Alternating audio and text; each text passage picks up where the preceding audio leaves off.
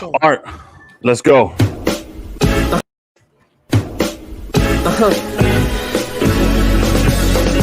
Yeah, marvelous. Okay. Yeah, I'm on my Frank Lucas shit. 3-piece suits, Valentino cufflinks, LV shoes.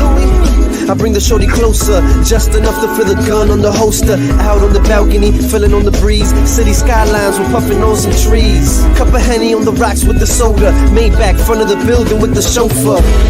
And he waiting on me, got umbrella in his hands and my name in the seats. No gift, baby, no thanks, no chinchillas, baby. So what happened to Frank? No phone calls, transactions hand in hand. Give the drugs to Rick, the money to Benny Banks. Talk to Craze and he talks to me. Keep my business out the streets. It's the ART.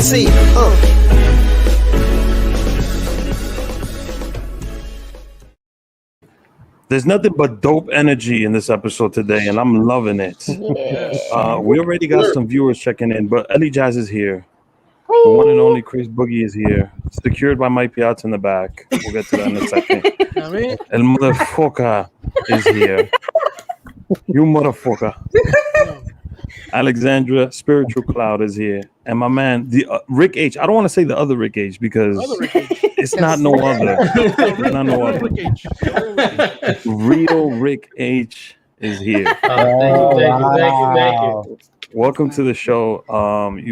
Love you guys all. Love the work that you're doing. Love the project that you just put out. We're going to talk about that also. But Benny Banks got something to say. Now, this is the real podcast. What is For the Love of Jada? Wow, this heat already coming in. That's cold. I'm best intro in the game. Yes, it is. Rest in peace, Art. We love you and we miss you. Yes, we do. Every day, Art.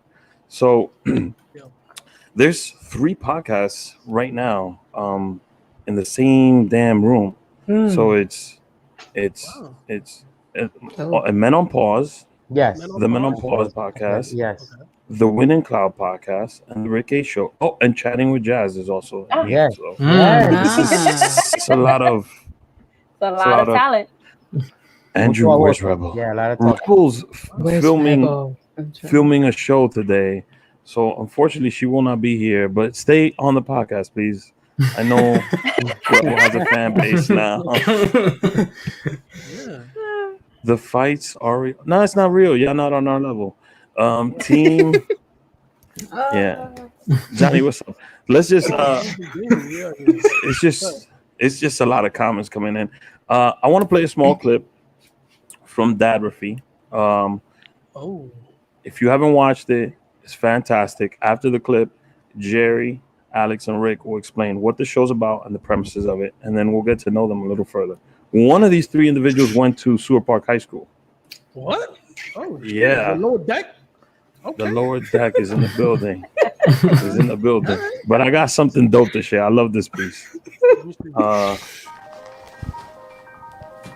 Yeah.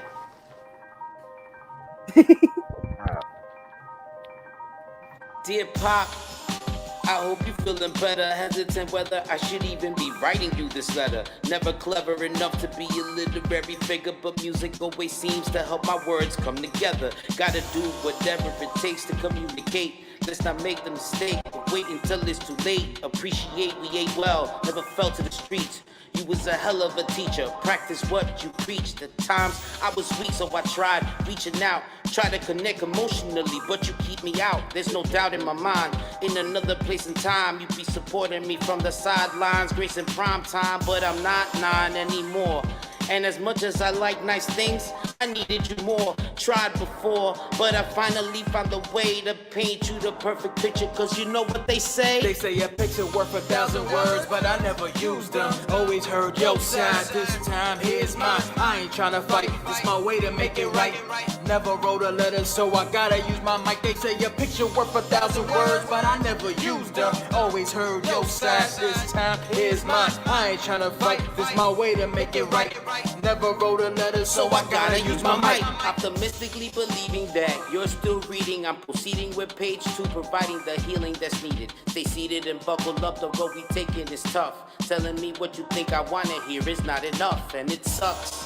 Cause for whatever it's worth, wherever we end up, I really want this to work. And while I'm being honest, Know that always deep down, somehow, I'm trying to make you proud. Even though by now, I should have learned my lesson. Taking emotional rejection and used it as a weapon. As I step in the direction that bears no path. New version I never had, letting go of my past. And as far as you and I'll let you decide. Will you respect who I am, what I do with my life? I'm not trying to fight, just trying to make things right. And since I've never written a letter, I thought I'd use a mic. They say a picture worth 1,000 words, but I never used them. Always heard your side, this time here's mine. I ain't trying to fight, it's my way to make it right. Never wrote a letter, so I gotta use my mic. They say a picture worth 1,000 words, but I never used them. Always heard your side, this time here's mine. I ain't trying to fight, this my way to make it right. Never wrote a letter, so I gotta use my mic.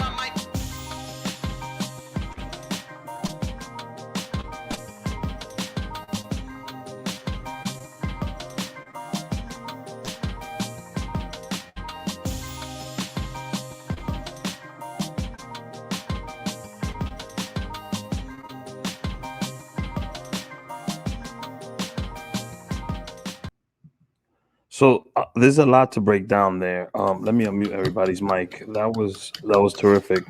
I love that Amazing. piece. There's many others I could share with you guys. A lot to break down there. First of all, whoever shot it did a dope job. Lenny. Leonard Marte. Rick, that was you in the chorus, right? Yeah. Yes. So you guys, the song was terrific. Thank you. And let's get into the basis of the show and why you started this show. So let's start with Alexandra, because she's the boss, she's the producer. So what's the basis, the foundation of the show that you guys worked on? Well, the foundation of the show started from my husband's story of and struggles of being a father for the first time. And he was finishing his third one-man show. And once he was done with that, the pandemic, everybody was into their creative mode, those who chose to. And he was like, what else can I write? And one day we went to the park and he was sitting on the bench and, our daughter was playing and he got an idea. He was like, he'll share that part of the story. But in other words, like, we don't really take in when you sit on a bench. It's time to think, time to reflect, to connect with someone else or with yourself. And he also thought about fatherhood and him being a father and also his journey with his father. And from there, he was like, you know what? I want to write a story about what I'm going through. And he started writing, and then he thought about Jerry because him and Jerry, interacted in the past, but never really worked together. And so when we brought Jerry to the podcast, they had a great conversation. They connected.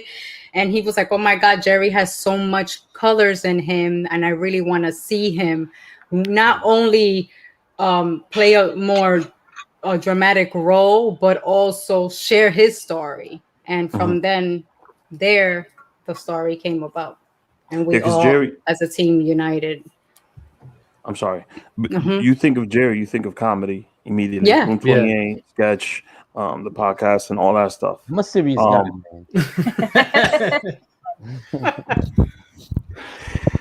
So, plus, if you follow Jerry on Instagram, you know that he is a great father to his little girl. So, Rick, explain. Yeah.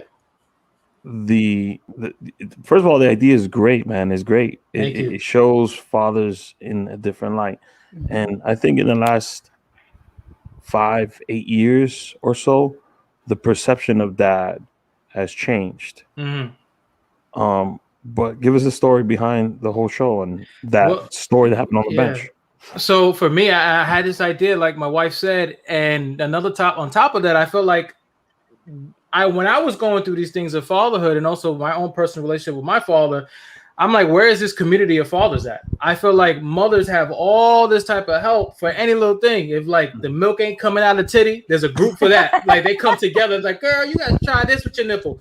And I'm like, it's like, well, where the fuck is all this shit I'm going through right now to talk to another dude? And And there was some stuff out there, but not as much as mothers. And I'm like, No. there has to be more. And the idea was in my head. And then when I sat on the bench, I'm like, yo, I got it. I'm gonna write a piece about fatherhood. But not only just fatherhood, like what we go through, because that's the surface, what we go through, how we feel, but go deeper in the sense of like how our own relationships with our father will reflect our future relationship with our child. Whether we had a good dad present or not, what those things can go trigger down the road. So I started writing this piece, and then I would have Zoom meetings with Jerry, and he would tell me things about his life and stuff like that. And it was so funny because like I changed certain things for his language, and I pieced certain things that was funny from his life. I'm like, okay, do you mind if I dig deeper into that and do that? Because from what it was like almost therapy sessions for us, right? And that's where the whole thing of Dad-raphy came, you know, therapy for dads. And I started just kept on writing it, and knowing that like, wow, we have this beautiful journey of our fathers that's mixed with pain, acceptance, abandonment, but then we're so proud of our relationship with our daughters. And that's the first thing that I saw too with Jerry. Like it was comedy, and then what he posts about his daughter. And I just knew that that was like, you know, we would be great together. And I told him too, like I seen like whenever time I see him perform, I would see so much colors in him. And I'm like this type of artist that like loves to dig deep. And we always said too, like we would love to work with each other. And this was the project that I brought to him. And that's just by doing Zooms. And it wasn't about like, yo, maybe this will be something. We just kept connecting. I kept on writing. I kept on revising. And then one thing led to another. We have this story, and he shares some of his life. I shared my life, the pieces, you know, it just became this therapeutic thing for us. And also, you know, it's about fatherhood, but I'm realizing the more that people are connecting to this, I'm touching on so many things that I didn't know I touched, because there are mothers that says, thank you for showing what fathers are going through. Thank you for healing showing me how I can heal my things with my own father. And like, and I'm like, wow, I didn't even know this was meant for like people that, you know, were mothers or something like that. So it's still going, and I'm still learning from this project. But at the end of the day, I'm happy of the team and what we came together to do, from Lenny, from Jerry, to my wife. You know, it was a collaborative effort when we was putting it together, and it was one of the best projects that I've done. You know, how it just came organically, and we wanted to stick to the truth, and also knew that this was something that we were sharing and healing from, and still learning from it. So yeah. So you said something. I'm going to bring it back to that, Yeah. and then I'll bring it back to the show. You said you saw colors and range in Jerry. Yeah. Now, my analysis. No, you know, we all do comedy. My analysis is, in the core of a spectacular actor, there is comedy. Because comedians need gratification, they need acceptance, they need love. That's why they go on stage for it. You know, if you go on stage and you bomb and no one's laughing, you're gonna feel worse than when you went on. So there is those depths inside. That's just my analysis of. If you want to get a great actor, look at some comedians that are doing acting. And there's some that you could put in a serious role. Like, for example, Johnny Depp. He could do comedy if he wants to. He proved it. Pirates of the Caribbean. Dude could do serious acting too. Robin Williams, probably the best to do it. So, you know, but you're 100% correct, Rick. The thing with that, I will go a little further. What makes comedians great actors, if they allow themselves to, and I will put Jerry in this, is that he was able to be vulnerable. He wasn't so like when I started doing my one-man plays, and I did it with Guru, I wasn't afraid. In the beginning, I may be like, wow, I didn't want my parents to know what I was saying, but I had to get over it because she had to remind me this is my story. I wasn't afraid to go there and share my truth and live it. Jerry, which to this day I tell him, he trusted my guidance, and at the end of the day he did it. But I saw from the Zoom meetings in the podcast that he was vulnerable to share things that he didn't have to, coming from a dad and a man. He didn't have to share these certain things that he was sharing with me. I was like, oh, I saw like a mirror, a reflection of me and him. I'm like, Yeah. this guy can go there. I know he could go there. He knows he could go there. So it was simple to get it. So like that's what made this even great. Because like when he's telling this story, it's like he's telling it. It's coming from a true source. And it's like he may feel uncomfortable, like, wow, this is a new journey for me of like sharing this because I never did this before. But at the end of the day, it's your truth. And that's what he was bringing out. Yeah. And him allowing to do that, being vulnerable, made everything even, where it needed to go, So knowing that Rick would be involved and his wife, there had to be music. So Jerry, they come to you, right? A person who's done sketch at the highest levels. And, we need you to rap. We need you to write songs. We need you to act. We need you to, like, be vulnerable. Were you like, yes, I'm down? Or was there, like, any hesitation to it? No, I have to say, well, first of all, it was when he reached out to me, again, when you're in passing, in the business, you tell people all the time, yo, we got to work together. We got to do this, and it happened with us. Right. Exactly. You know what I'm saying? Exactly. But when it comes to fruition at times, sometimes like you attempt things and you're like, oh, it's not how, I thought it was going to go, whatever. And I think automatically, as soon as he told me about the project, when it's something about, and I felt similar to that, there's a lot of like dad bashing, but there's not a lot of dad acknowledging at times. And, it's like that whole, like, on Father's Day with women go like, oh, my single mom thing. There's always that argument every Mother's Day. Shit. Yeah. You know what I'm saying? I'm waiting for my Mother's Day when I'm be single. But when he told me about that and like what at the core of what it was, like, right? Because at the end of, like, it's about family. It's one of the cornerstones of life. And that's like fatherhood is right there as far as like what's setting you up to succeed in life and stuff like that, with your parents, and when he told me this, it was like, man, nobody, like, this is a dad buddy thing. I think it's cool. The other stuff that I seen was very silly, and it's always like, especially what dads on TV are very dopey. They're like, oh, they depend on mom for everything. They're just there for like the jokes and stuff, and and especially being of color, like, just being I'm Black and Latino, and the reputation that we have as fathers, or what the stereotype is of fathers, and it's like that we're not sensitive. Forget about not even being present. It's also about like we're not sensitive, we're not in tune, and there's another generation of us that have been born and raised here that acknowledge, and we appreciate what our parents did before us and our dads did before us, but we also acknowledge the mistakes that were made, and we're not trying to repeat those same mistakes. We're trying to progress, trying to make it better, trying to do that. Now, Rick, I rap, man. I was a rapper before. I was a comedian. So I was a rapper before I was a comedian. But at the time, you either had to get shot 10 times, or you had to be a drug or some shit like this before Kanye. Kanye can't change the game. So, but before that, I was like, yo, chill. Like, I don't, what I'm saying, I'll smoke weed. But what was your rap name? What was the rap? It's Elmodifoca, baby, all day. Elmodifoca. I kept it on like that. Craze and I were rappers, but since I was light skinned, I quit the game. Hey, that was my struggle, right? But nah, so then like, I ended up like, I Bago and No. Yeah, my voice and my rapping is on a lot of those songs. I was just in the background. Nobody ever knew. I would make my cameo. Even Bago was hating. Yeah, he was eating off my rap. No, but so he knew. So Rick knew I did the music because we've actually like flirted with music stuff before. And then when he told me about this project, and he said, "Yo, man, I have this idea. Like, let's just showcase all of our talents and everything that we have, artistically." And use it to tell this story, to set this mood, to create this atmosphere, this environment.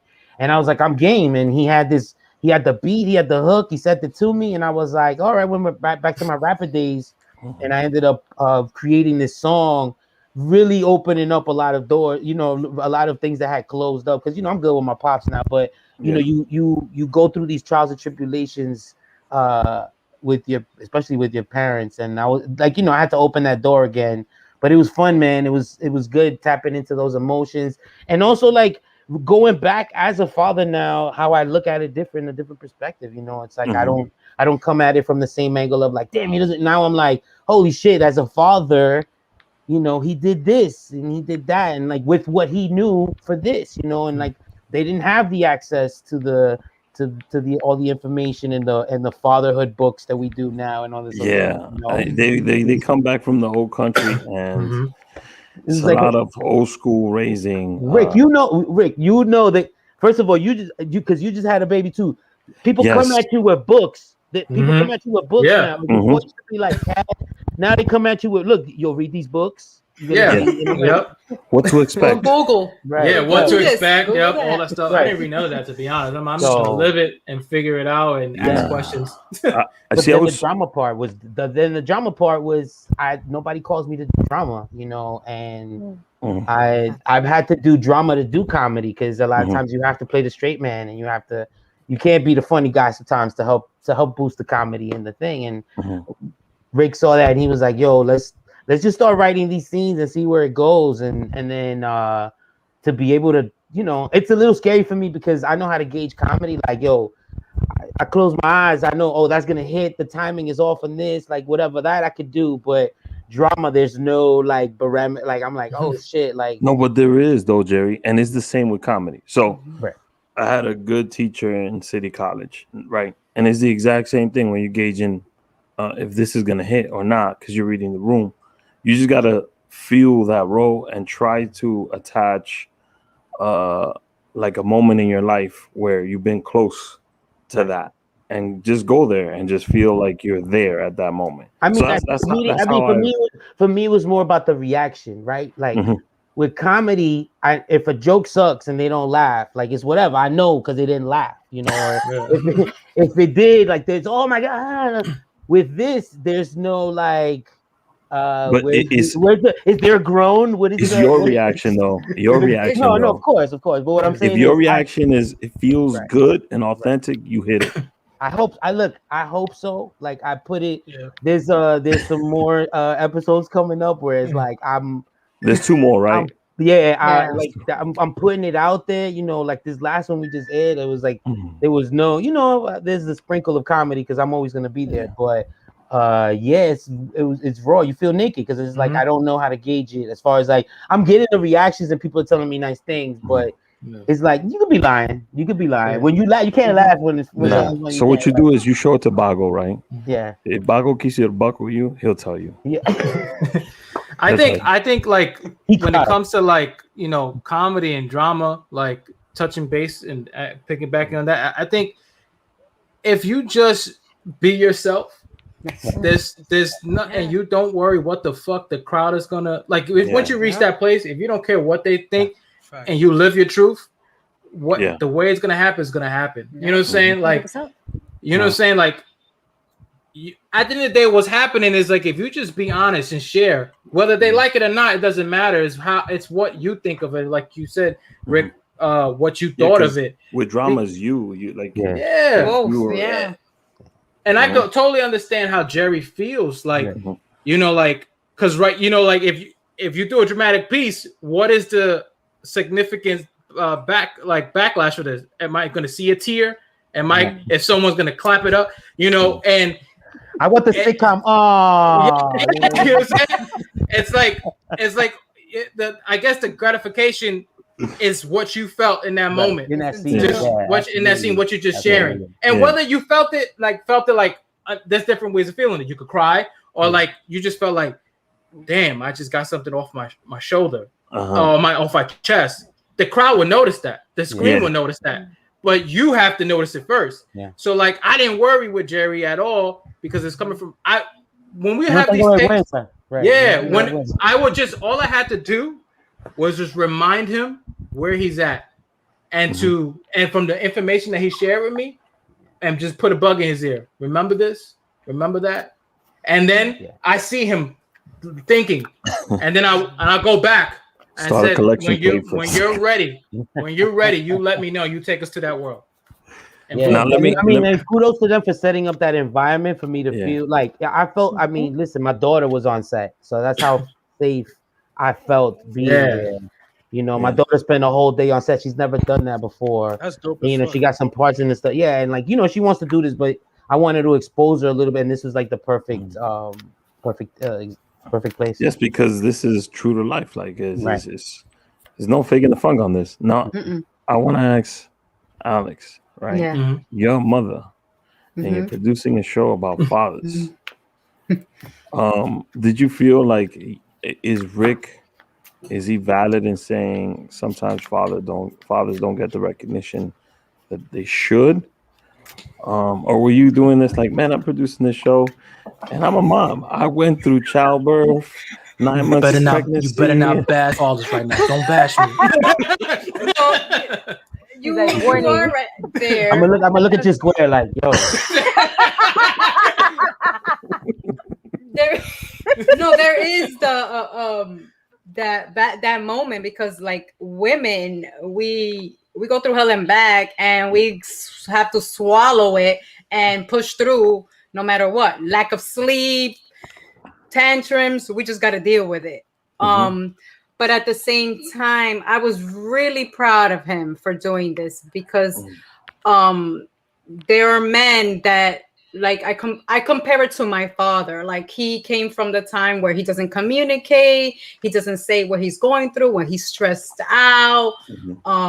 As far as like sharing, like, how's your day with like us as kids, that didn't happen. So for him to do that, it was really special for me, because not only as a daughter, but as his wife and a mother, because he is speaking for a lot of men and women who are alone. Him and Jerry are both speaking out for these people who can't let it out, and who are afraid to talk to people, or who can't figure things out on their own. So to me, that was really special. That was really, it is really special. There was a thing that you reminded me this week, where I forgot that I said this at one point, where when we was talking about, because we was talking about, well, you know, you could take this show many different ways to continue to talk about it, you know, and, you know, not giving credit to like fathers that left, right? But like, you know, because they always like, if you left, you're a deadbeat, blah, blah, blah. But we never get to really hear their side, right? Yes. And and she reminded me, said, remember when you said like, when you were just like, when things got really tough with fatherhood, and you said, and I remember I said that, says, now I know why fathers leave. And she was like, what? I said, I'm not giving them like credit, but I understand why, because this is not a journey for everyone, right? They see everything escalating, being a father, being a husband, being all this type of things, then forgetting about themselves. And it can be a lot for a person if they didn't have that, or just still have, or want to allow themselves to see the tools that they are able to do it. And I'm like, I see why they left. And I thought about my dad. I said, and I said women too. But I'm not saying it was correct, but I could see one of the reasons why they would leave. And she was like, remember that? She was like, you kind of like hit that too on this show as well, showing that. I was like, oh, so on this podcast, the only person without a child is Eli Jas. Word. That's crazy. Not yet. So, you know, perfect timing. Hold on. See what the cards say. You said that not yet, like there's something coming. Yeah. No, I'm Okay. single. I'm working on it. What you got going? I'm practicing. Leave me alone. So I'm curious to see what my co-host, who doesn't have a child, right, what her questions might be for the three of you guys. All right. Yeah. Okay. So I love the fact that you guys are advocates for emotional intelligence, especially within men. I grew up without a father, right? So thing is that I realized that I was a very emotional person. I am very affectionate, and I need to be shown that physically, and also just have somebody there for me, you know? And so when I was really realizing that as an adult now at 30 years old, I'm like, you know what? It's okay. I love what you said, Rick, the fact that you know for a fact that it's not everybody's journey. I was able to forgive my father because of that. And I was like, that was deep. That's something that I spoke to spoke to Guru about as well. So enlightenment, like, you know what? That's something that's not up to me. I have to forgive it,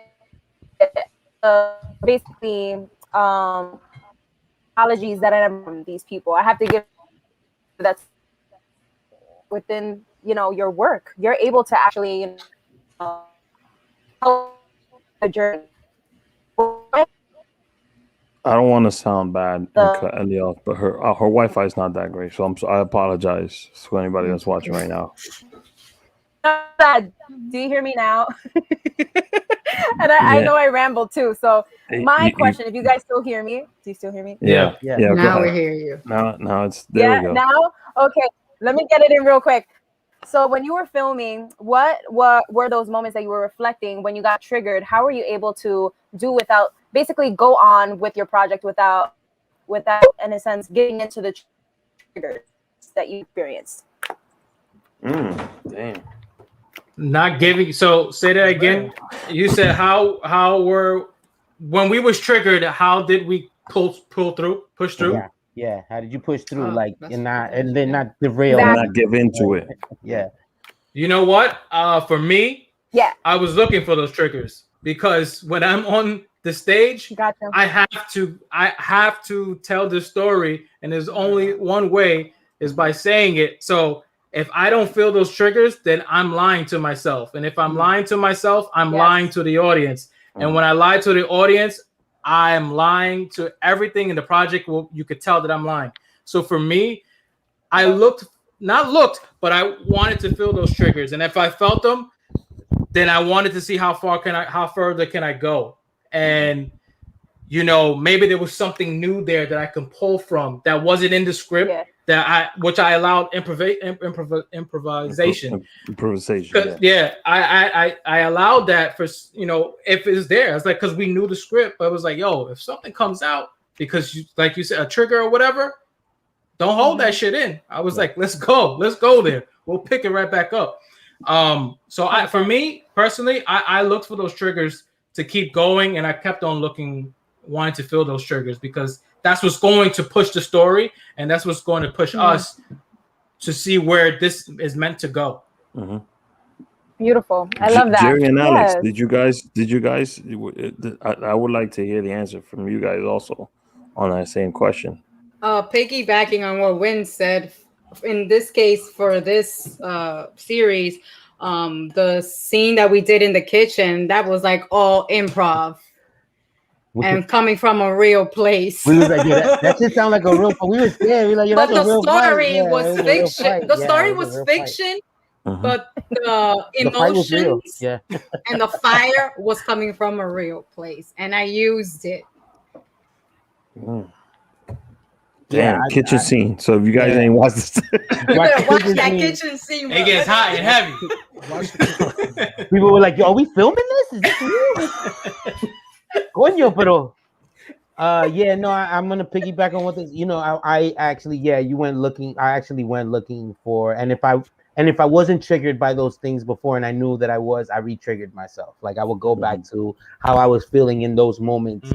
In those situations, and it helped me get to where I needed to get to, because, you know, again, especially like parent stuff, you know, it takes you a long time to like get yourself used to it and a lot of self-healing and all of that stuff. But it's easily attainable. It's right there. It's like yo, I've been living with this. I could just pick it whenever I need it, and to be able to go there and then like allow myself to be there emotionally. It was it was great. It was like that. We went looking for that. I actually went looking for that. Yeah. Love that. Now, Craze Boogie has a teenage son. I'm interested to hear his point of view. Can you hear me, Craze? On a show about father, you paused. You muted, by the way. You paying attention? You paying attention to my piazza too much, bro? By the way, before that. So Jerry knew he was coming on the Rick Hayes show. He threw on the Mets hat. He's actually a Mets fan, so he ain't doing it just for us. Yeah. Rick had a Mets hat for the first 35 minutes on his shoulder. Fell off. And Craze fell left out. Much like the Mets, it fell off. Damn. Not this year, bro. Not this year. Looking good. Keep that slander. It's because he lives in the Bronx. He had to You know what say I'm saying? that. How many days at first Real place? team, 90 something? Let's go. Let's go. And With even the more. AAA team. Let's go. Let's not make this a man podcast. Let's go. Continue. The crazy shit is that I could not care less about the Mets or the Yankees. Oh, I thought you were about to say about being a. I was about to I was about.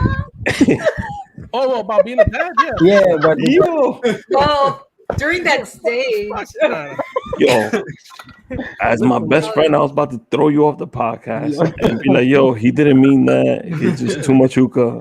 that's funny. I've been waiting to throw tantrum on this bitch. go ahead. Nah, I mean, look, man, I got like a 15-year-old son. So, and I'm well, he's about to be 15. He's 14. I'm 34. So I had him when I was 20. So that was a different experience. That was 15 years ago. Like you guys are saying, like the technology. I look at the sonograms, like the 3D shit. That shit, dead ass. 4D now. Was not around. No. When I had like a fucking. It was like a silhouette. I didn't have shit. It was a silhouette of a baby. You saw them motherfuckers eyebrows and shit. They said that was a baby. They said it was a baby. Kind of looked like a baby. I was like, all right, fine. It looks like the Rorschach exactly. So yeah, so it's different, man. There's a lot more information about this shit. I think I did okay. You know, I think I would have loved for this show to have existed. You know, me being a 20-year-old dad. I guess I just think about it in those terms. Like, just it would have been dope to have some stuff like this be around as like a 20-year-old dad, because I didn't know there was no fucking book for me at that time that I was aware of anyway. You know. 36-year-old Rick, yes. 20-year-old Craze, no. Yeah, man. Man. And you know, and I feel like I've been blessed. I have a great son. Super smart, good kid.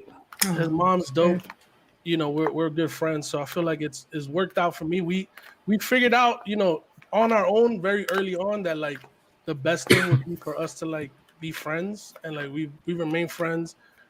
She got remarried. Her husband's my friend. You know, we have, parents. Like, we've been able to co-parent for 14 years, and we never, you know, That's so beautiful. we never had any of that, and any of the real No drama. real issues at all. Like, And so for real, like I feel like I've been really blessed with my situation.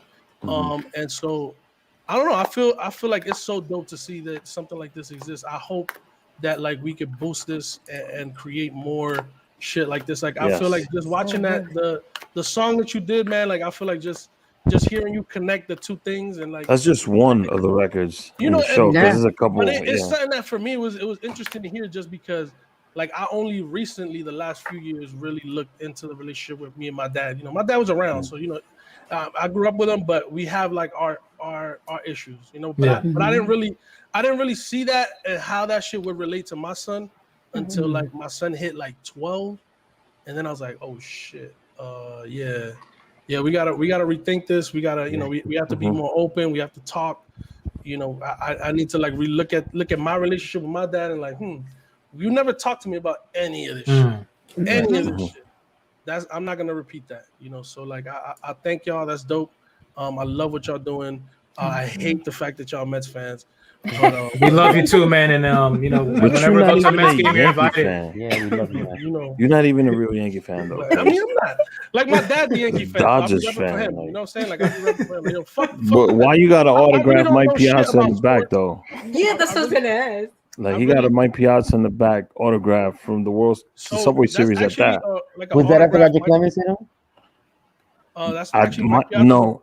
Yeah, it might have been, actually. It might have been in that game. Maybe. Because I see the patch on the arm. Look, man, Mike Piazza's my homie. That's all you need to know. He got my back. Don't talk bad about the Mets. Piazza will choke you up in the middle of the night. No. He and I have an understanding, all right? So don't you worry about that. So What's understood doesn't need to be said. All right? exactly. Ellie talked about it. Craze talked about it. But my father was never there. You know, I grew up with a stepfather. My situation was different from theirs. Now that I have a son, I view things differently. You know, I get things from my uncles. But my father-in-law actually, for me, so this is a different experience, you see. He only has 2 daughters, so he never got to like do that whole father-son relationship. So when me and my wife started dating, like he liked me, thank God. But he shared like a lot of wisdom with me. And I just watched him as a dad, and I was like, I could do a fusion of different, my uncle Romita, who was a great dad, my uncle Raymond, who passed away at 35 years old, and a little bit of my stepdad, in the fact that he loved no matter what, he just didn't know how to love. So I see it as that. Yeah. And then my father-in-law. Your other stepdad, me. Shit. No, but I do. I'm gonna say this. So when Craze had Elias, he was really young. And I never gave Craze his flowers, but he handled that so well. And it's not that I doubted him, it's just he shocked the shit out of me and how he dealt with that. And I'm giving him his flowers now. He did a dope job with his son. He stepped up. Congrats, bro. You and Mike Piazza did a great job. Raising your son. Yes, it's because Piazza's watching over you. That's what it is. He could have. What Rick was talking about, he could have easily walked away. Yep. Especially at that age, you're thinking like, "Damn, my life is over." Yeah. But you don't even know that. Yeah. There was something else I want to touch on that you said, which is beautiful, because that happened to me. Like my father was in and out, and eventually he left. But what you touched on really touched me, because I had positive male role models that happens throughout my life that I, without them even knowing, I looked at them as a fatherhood, like male positive male role model. And from Mr. Bertoldis, who was my high school teacher for histories, he taught me guitar. Like he took the time in lunch break and would teach me guitar. And Mr. Taylor, he taught me, he's like, you should keep writing. You have a gift for that. And so like there was little moments that I had in my life that I was blessed. And I think the higher power and the spirits for like showing me that there are men that are present, and you could look up to them, because they're showing you that they are capable to be vulnerable. They're capable to help you. And it's not gay to get help from another man. So like, it's piggyback normal. off for you right there. Yeah. Like, now is a space where like those guys, like I just mentioned them, we have to do that. Yeah. Because you need to let them know what they did for you. Right. That way other people see that, it's good. It's possible. Yeah. There was a lot of other men that weren't related to me that gave me little nuggets of advice. Like Crazy's dad, Don Louis. Yo, Pop Dukes. Set the example. He was a man that he wouldn't tell you, but he set the example by his actions. Right. He'll show you. He still thinks that Rick should have been a baseball player. So. Yeah, I don't. He always gets mad at me. Like, yeah, you should have been playing for the fucking Yankees or something. What the fuck? But the way he loves his children and just his wife as well. Facts, to him, his wife is number one. Yo, facts. And I took that. I took little things like that. Yeah. So and we're just like kids. We're watching. You know what I'm saying? We're watching other adults. You know what I'm saying? We was kids once, and I think as we get older, we're still looking for this for good people, and and realizing like that person was dope. I don't think that ever changed. We could be 40 years old and meet someone that shares something. I'm like, yo, thank you for that. And I think we need more of that in that world. In this world, showing compassion and kindness to one another, and not being afraid to help one another. You know what I'm saying? Facts. It doesn't have to be money. It could be like, you should just being there. Yeah, being there, listening to them. You know. Damn, to teach you guitar. Communication is key. That's a lot. Teaching a skill. That's a skill. That's a skill set. Somebody just teaching you any skill is powerful. That's just dedicating time is priceless. Time. And I think that carries with us even when they're adults. If you just give an hour of your time to someone, or 30 minutes, even 10. It's like, wow, like it touches you. Yeah, but for me, Somebody told me I'm a good dad because I'm there, and I was like, yeah, I don't want to be a good dad just because I'm there. No, but but let me tell you something, man. Jerry said that with me. They just want you to be there. Yeah. They just want you to be Yes. there. Like my thing is like, you know, people get like, especially older generations before, they got so caught up in like providing, right? Mhm. I'm a work this day, that day, this, so my kid can have this, blah blah blah. Mhm. And sometimes one, because of life, kids still didn't get everything that they wanted, so that's not gonna happen. And then two, a lot of times it was like, yo, my dad was always working, or he was always tired from work, like, you know, he busted his ass or whatever. So it's one of those things that like, yeah, you were working hard to make that money, to make all that stuff, but the kid would have preferred you just play with them. Be there. Like Yeah. I would have preferred just the time, you know. And Yep.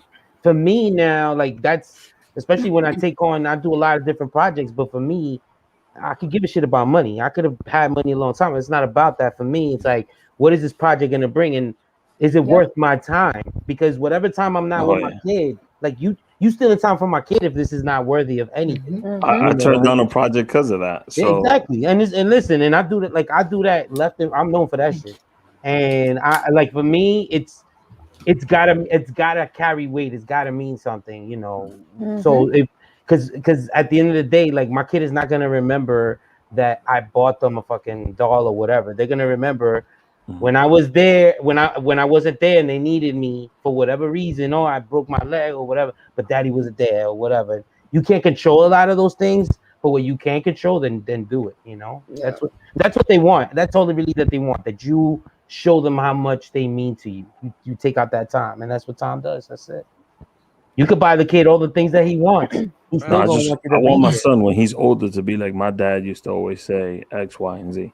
You know, like I want him to get those little nuggets of pieces. Right. Yeah. And my three things right now that I've been: work hard, have fun, and keep an open mind. So those are the three things that I just want those three things. But what's the saying to go real quick? I don't mean to, but the saying goes is like, it's not about getting your children what you didn't have, it's about teaching them what you didn't know. Exactly. Oh, damn. Damn. We need like a Gems dropped. flex bomb on that one. Yeah.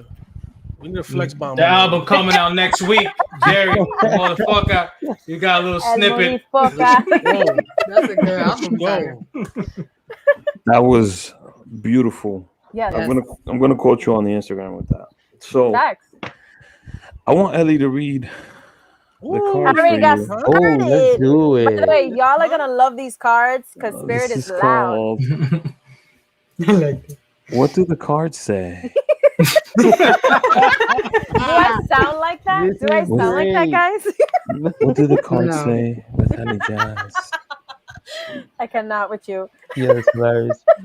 All right, y'all ready? Okay, so I did the shuffling already, although y'all are gonna love this one card that we got because it just applies to our conversation today. So Thank I'm you, gonna Jerry. say that one first. Your 11-year-old self.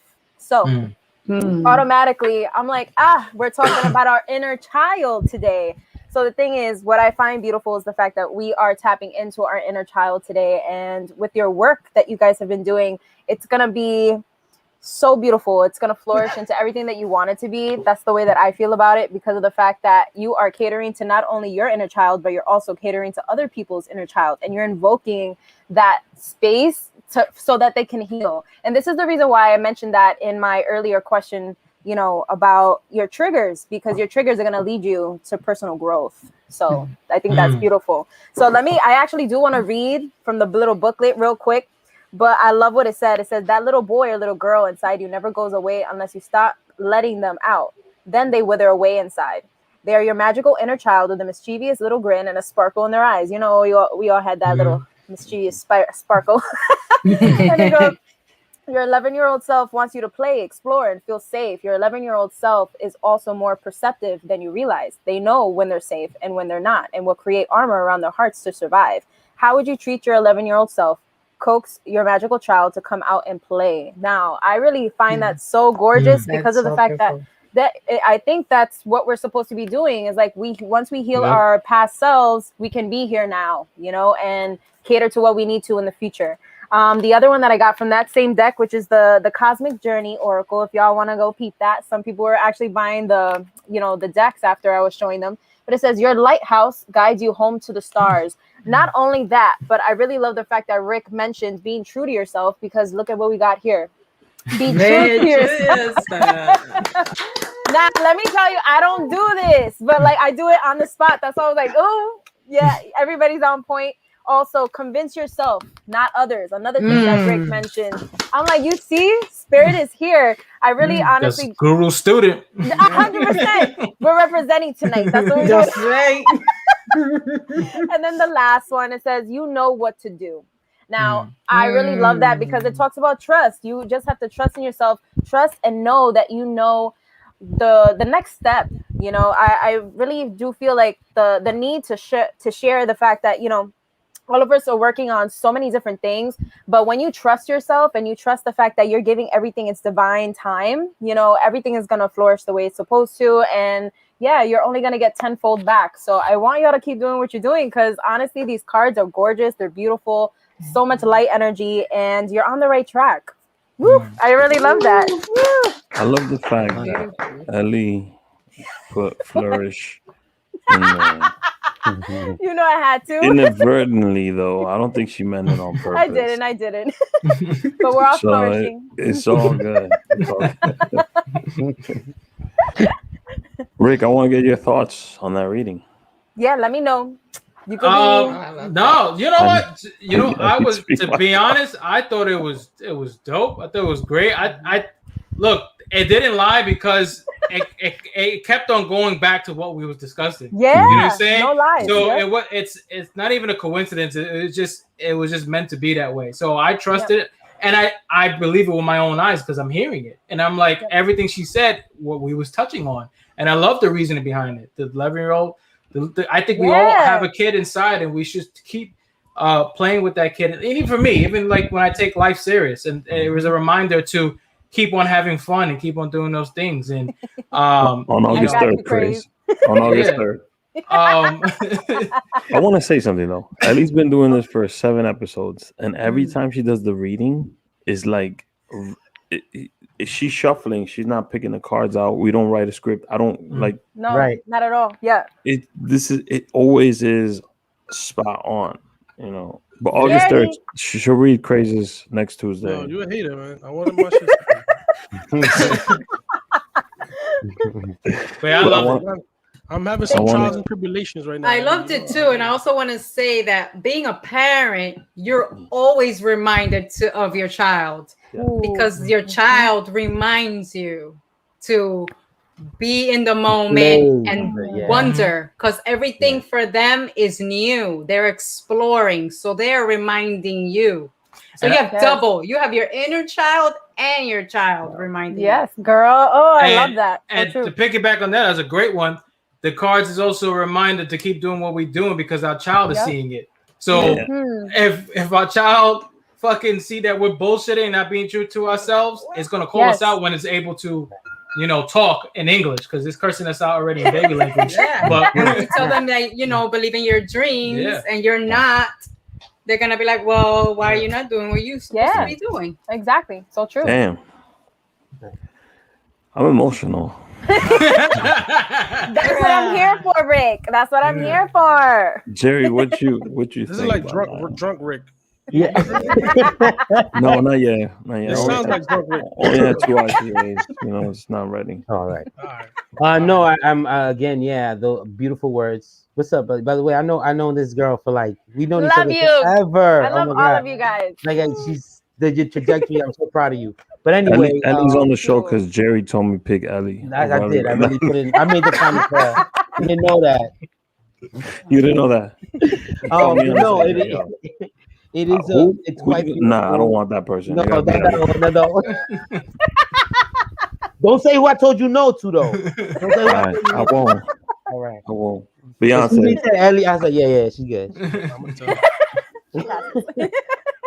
But no, I think the energy, like it's all beautiful. It's all beautiful stuff, you know, and how you guys, and even to add on to what you know, Rick and Alex were saying that you know, my daughter is extremely confident, especially like when it comes to this, like even performing stuff and all of that. And it's only because you're her dad and Boggle's her yeah, uncle, like, she's like, you know, she got saw a me on leg up in TV. the- Right. Like she's like, that's not something that's like not real. Like that's not something like, 100%. oh, like I was like, no, that's been on TV. I could do it too. Yeah, and at the end of the day, exactly. that's all I really want. You're That's all being you the really want as a example. parent. Yeah. Yes. She also sees, like, again, I'm a clown, you know what I mean? I'm a joke. I'm keep things light. Like that's the gift that God gave me, and I use that to spread it, you know, to You're as many spreading your people light. Yeah, I do that as much as I can, you know, to whoever I can. And Rick and Alex will tell you that Amaya is probably me on steroids, because she's already me at that age. She just has that energy. She is awesome. Yeah, she has that energy. She has that thing. Right. Yes. And a lot of that is because, you know, it took me a while to get into this, because not only because of how I look, but because of what they tell you, what you can't do, you know, and you got to fight all of that. And with Amaya, she's coming up, like Rick said, coming in with a leg up. You know, she sees, and then, like, yeah, she's around. She knows, like, what's my mark, like, you know, where do I look? love Like, she that. knows all this stuff, and she's a great she hears you. She's a great listener, just like her dad. Like, you give her notes, and you see her take it in, and then she does it. But that's what you want for kids, right? That's what you want. You want them to be able to make it, like, now she knows she can follow her dreams. Like, it's not a thing where, like, oh, you know, I have to be this, or I have to fall into this box. I was like, okay, I could just, you know, do what I want, do what I feel like makes me happy. Yeah. I love During that. quarantine, Jerry and Bago used to do these little IG lives. And Amaya was she would pop up. She would pop up every once in a while. So if you saw those, you would understand. I had to stop her. She was coming in earlier. She's like, "What's going on?" So cute. Is this Dad-raphy? Because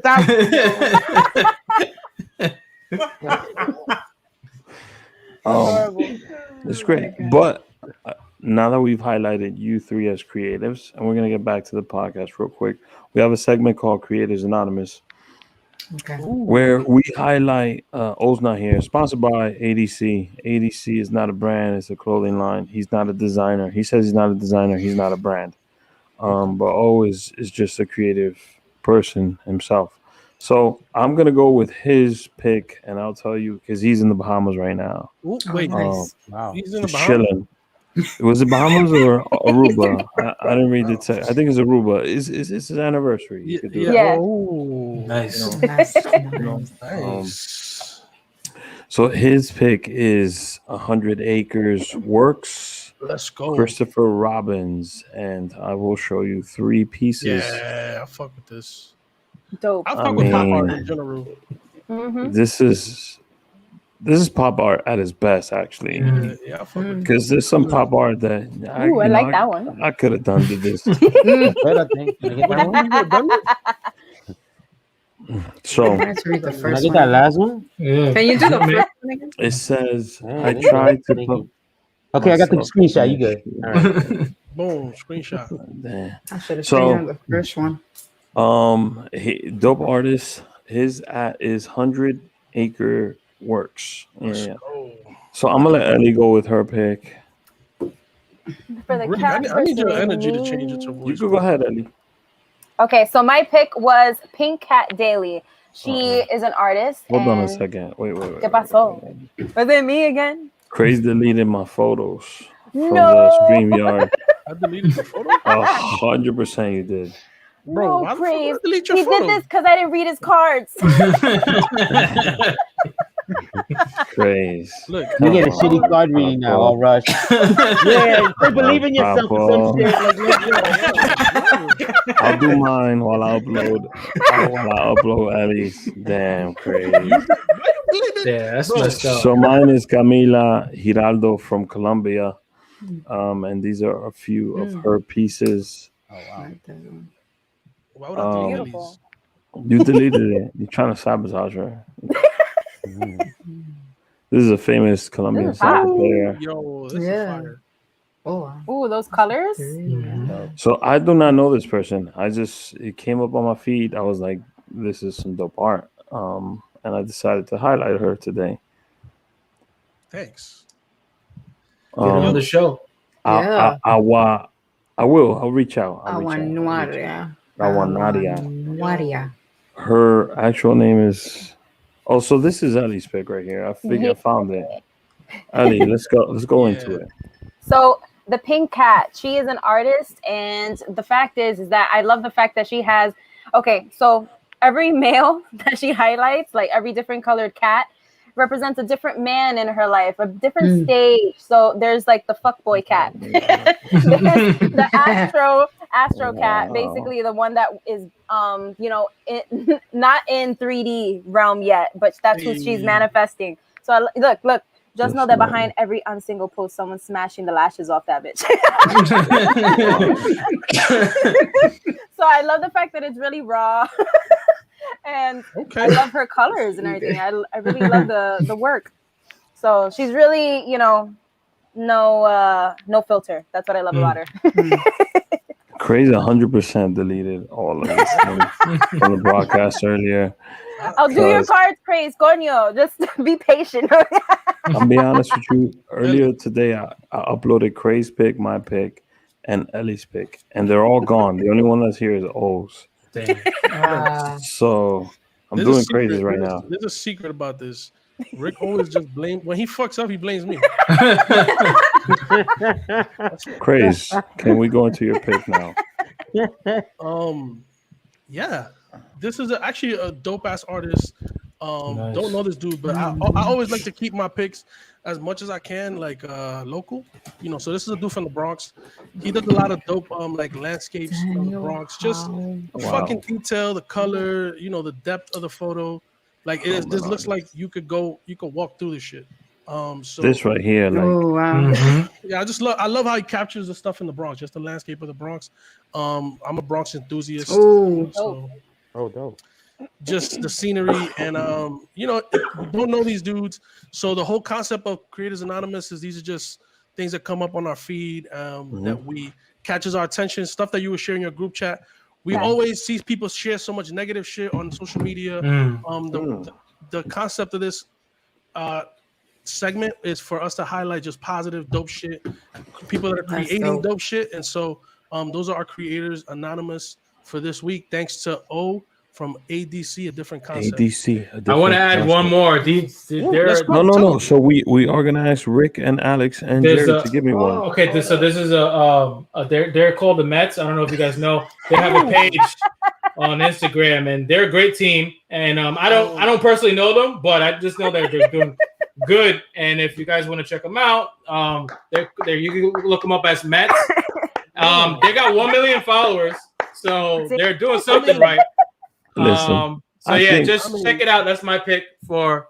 They definitely creative in the fact that they call themselves a baseball team. So we'll highlight them this week. Thank you for your pick, Rick. Thank you.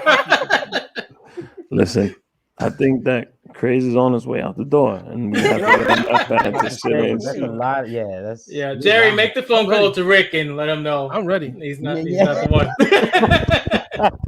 If you didn't know out there, Jerry's the one that makes all the decisions behind the scenes. So, you're letting too much out. He's the silent investor. Hold on, actually, so wait, we gotta pick one though. We gotta pick. I have one. So on the spot, you guys get to give me someone that's on your feed that you're like, yo, this person is dope. Okay. Well, I'm gonna shout out my spiritual sister. She's an artist. Her name is Nola Swan Art. You can look it up on Instagram. Give me the spelling on that. NOLASWANART.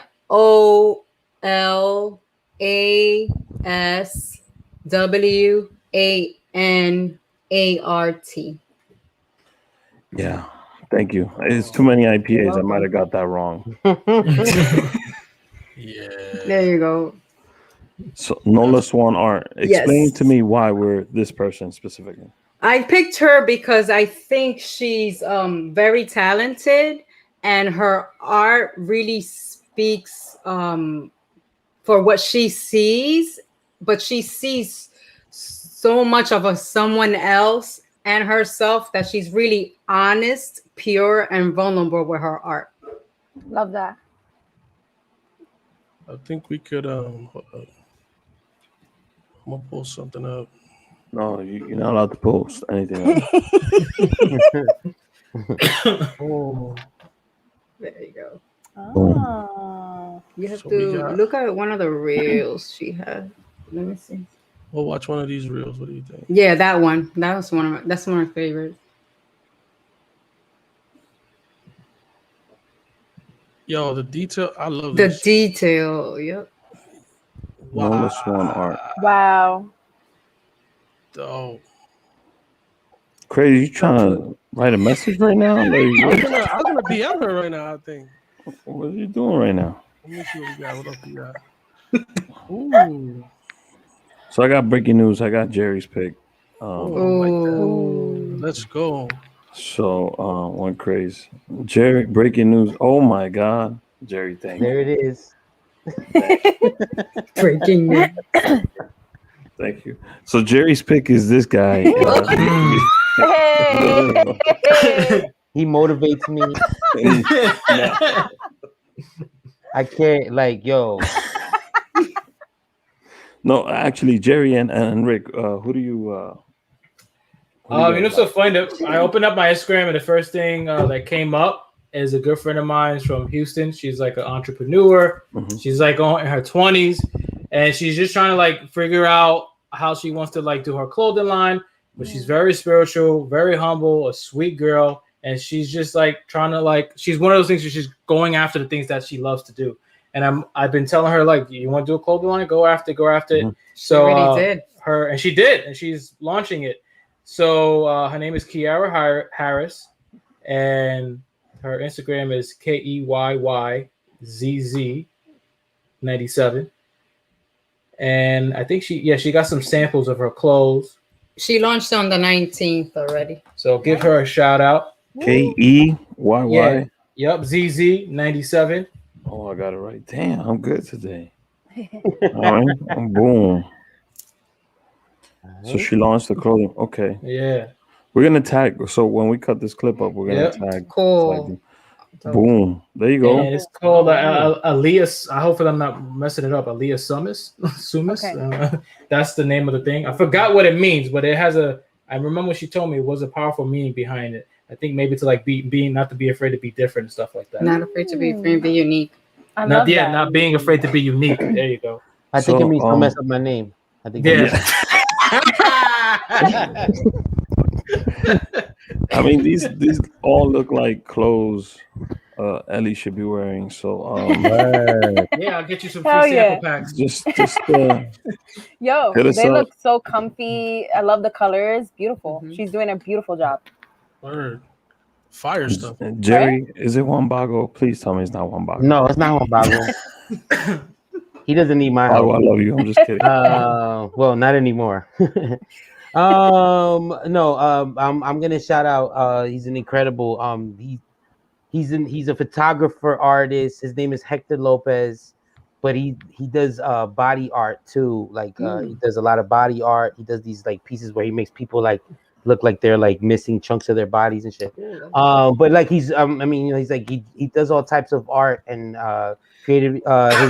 His Instagram is Hellos HELOZ_creative_arts. Hellos Creative Arts. And he, like I said, he's a bit of a comic book guy. He has a lot of like renditions of special, those stuff, but he does an amazing body artwork. I hope Craze got this one because I that one threw me for a loop, bro. That Instagram handle. He went HELOZ_creative_arts. Oh, I got it now. I got it. Got him. He got. And I owe him a couple, so this is y'all coming through for me because like my whole mucho. So I'm like, yo, how did you out? Damn. But yeah, he's always designed a bunch of stuff. See, he does clothing stuff, but he also like his stuff is body art. this is amazing. Yeah, it's pretty cool. Look at that lotus. I love it. Oh wait, there's one of that dude right there. Yeah. Did you see that piece, Craze? Which one? Keep going down. There's like a dude that he's like cut in half. It looks like he's like missing body parts and shit. And he's painting the rest of his body. Damn, I gotta get that. I'll put it up. But dope work. Dope Oh, work. this one? Yes. That's cool. Oh, That's great. Fire. That's so bugged out. Yeah. Oh, hellos. Yes. Hello, school bye. Hellos. So LA's late. They gotta come in with their comments now. You know, Eric Rivera. Why? You know, Who's that, Eric? Oh, what's up, Eric? Operator's headset. Eric don't wear a headset That's on his podcast, of course. Like, yeah. What else he got? Rick Cage starting up. One buck of beef. Always. First of all, me and Bago don't got no beef. Slow down with the hand. Wait. Let me see. Slow down with them. You exposing him. Yo, word up. Shout out to PS115. Eric, I'm gonna text you after this. You're a bastard, bro. I want to thank Rick. I want to thank Jerry and Alex for being on the show. Yeah. And Thank you for having us. producing not only Dad-raphy, but also producing the Men on Pause podcast, which I've never been asked to be a guest on, but I heard it's a pretty cool show. We don't really have guests. That's the problem. This is like a guest show. We don't really have guests. I go talk to I'm just I can have you on. I can have you throwing on. an idea out there. I got you. Say no more. Say no more. I don't know, you know. And there's another podcast called the Wind Cloud podcast. I've been on that one. Yeah, you've been on that one. Okay. So I don't want to Fair stand, enough. you know. I haven't been on Chatting with Jazz neither. And, Oh yeah, that's We true. gotta get Jazz. and we produced that show. So I'm gonna have to remove my Rick band because not even Rick hasn't been on. That's what it was. Yeah, What it was. it was because of the other Rick, Yeah. the real Rick. Yeah. I mean, to answer Eric's question, first of all, Latinos Aloud was the first episode of season 9. There is no beef. That was what that episode was about, you know. Word. I know it got awkward at the end, but there is no beef. I actually spoke to Rachel the other day. Rachel's a dope person for good advice, actually. That's my sister. That's my sister from another mister. We've been rocking together for over 20 years. There's there's nobody I trust. You know what I'm saying? Like we've been, like that. There's a reason. Like she'll tell you raw. Like, but she's like, listen, she's like, it was a boys club, and we brought, like, I knew I had to bring her in to do when we started Room 28, you know, because that's we mentioned that on the show, but yeah, Room 28. Fire. Yeah, so that was me, Bago, and Jamie. It wasn't a lunch. Yeah, so we did it, you know. And she's a force to be reckoned with, and she's like somebody really give you good advice in this. I mean, not only that, she had like 20 years in marketing experience in advertising. So don't you know, you need some, that's a good person to have in your corner always, you know. Rick ain't. Yo, Rick and his lunches, bro. No, not yet. No. Where my lunch invite? No, because I heard Rachel got the lunch. Baby. I heard Rachel got the lunch. I don't get invited. I got some. First of all, wait. I heard First of all, Eric, let's get some things straightened out. Rachel invited me to lunch. That's one. Okay. 2, we are doing something special at Angelica's Uptown. Why you want to be throwing out the gems before we do anything like that? You know what I'm saying? Like, it's a private affair, and Rick's name just got crossed off the list. Ban him. Thank you, Eric. I'm thinking about it. So Angelica's Uptown, it's a good spot. We're doing something there. I'll reach out to you guys. I'll let you know when that's going down. But thank you for being on the podcast. Thank you for having us, guys. Thank you for having us. Catch Wind and Cloud podcast when it returns. Actually, go see episode. We have 100 episodes. Yeah, go see episode. Forget about all the 100 episodes. Stories. It's 100 stories. Forget about the 100 stories. Just go to number 99. That guy's interesting. Oh yeah. I'm only just playing. It's a good. It's a really good podcast. I forgot my episode. Well, we deleted number 99 until we go to lunch. We will re-upload it until we get a lunch. It's being held in draft. Exactly. We put it back in draft mode. They put that shit unlisted on the YouTube. The Men on Pause podcast. He says he don't have guests, but Bago's been on it a couple times. Yeah, Oh, but that's family. damn. That's family. He Nepotism. Who said I invited him? See, that's people get. Nah. We'll have you on. We're gonna have you on. I'm waiting to wrap all this stuff because I'm gonna have my family next to There's school. They got 2 more episodes. Yeah. Of I don't want to say the name wrong. I keep saying Dad-raphy. Dad-raphy. Dad-raphy. I keep saying it wrong because I think like biography and Dag. You know, dyslexia and it is a lot of confusion. I try to explain the dyslexia to my wife all the time. It doesn't work out. No. But you can catch Dad-raphy. Alex, Spiritual Cloud, and Rick Wind and Herrera on a Rebels Perspective coming soon. Love her. And you can catch Elmodifoca with his new death record to Juan Bago dropping the night. Oh no, we got something. I'm gonna give y'all an exclusive. We got something so good coming this week. It's y'all not ready. Me, Bago, the whole team, everybody. We got Ivan Manito, and everybody's in this shit. Oh, I know what this is. All right, it's gonna be so crazy. Y'all ain't even ready. Mike's probably gonna kill me because I'm even saying this much. Let me tell you something, Jerry. Yo, Mike texted me last, I think July or August, and he's like, "Yo, Rick, don't be surprised if you don't see me on the podcast no more." I was like, "What the fuck you mean?" He's like, "I got some fire coming." I'm like, "I can't tell you about it." He's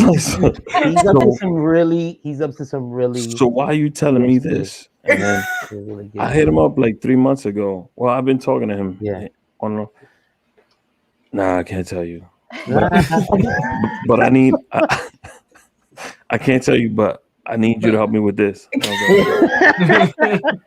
I got you. And then afterwards, I hit him up again, like, "Yo, what can you tell me? Is you gonna be on TV? If you're gonna be on TV, I want to know. I gotta set the way my on demand works is you gotta put it to record. 3 months ahead of time? Yeah, exactly. I gotta know. Yeah. He went to our taping with Ken Stars, and he still didn't let that secret out. No. So you could tell Juan Bago anything. Juan Bago stars in the new movie Rick Herrera. He's on a roll.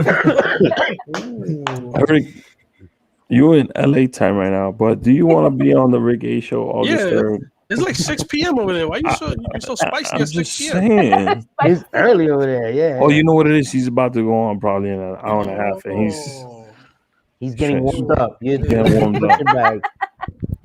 By the way, catch Eric Rivera on HBO Max. Super White. This is 30-minute special. Pretty good. Besides Eric, Dad-raphy. Did I say it right this time? Yeah. Come on, Rick. Dad-raphy on YouTube. Come on. You're laughing at How 2 many more fucking episodes left. IPAs you drank, bro? Because your energy started out good in the episode. Right now, no, it's like you had chamomile tea. Bro, sit up straight.